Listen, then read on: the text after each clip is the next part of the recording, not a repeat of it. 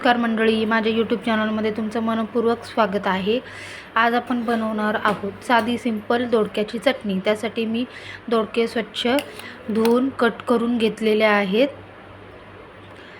आता आपण 2 मीडियम साईजचे कांदे घेतलेले आहेत। कांदे देखील मी लांबसर चिरून घेतलेले आहे।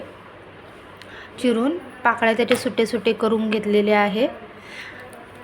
आता मी तुम्हाला दाखवते मी या चटणीसाठी लागणारे साहित्य काय काय आहे।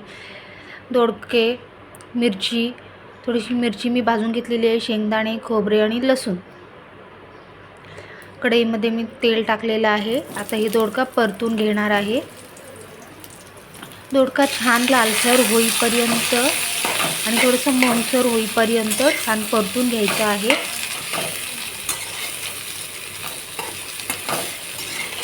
दोडका छान असा परतून झालेला आहे। त्याला बघा पाहू शकता थोडंसं ब्राऊन ब्राऊन कलर आलेला आहे, थोडासा लालसर।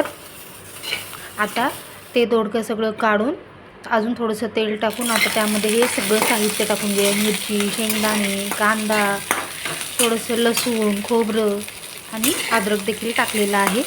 हे छान परतून घ्यायचं आहे।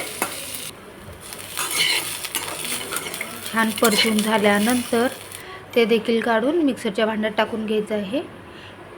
हे सगळं एकत्र करून त्याच्यामध्ये थोडेसे जिरे, चवीनुसार मीठ टाकून घेतलेलं आहे। हे पाहू शकता ग्राइंड केल्यानंतर म्हणजे बारीक केल्यानंतर किती छान दिसत आहे।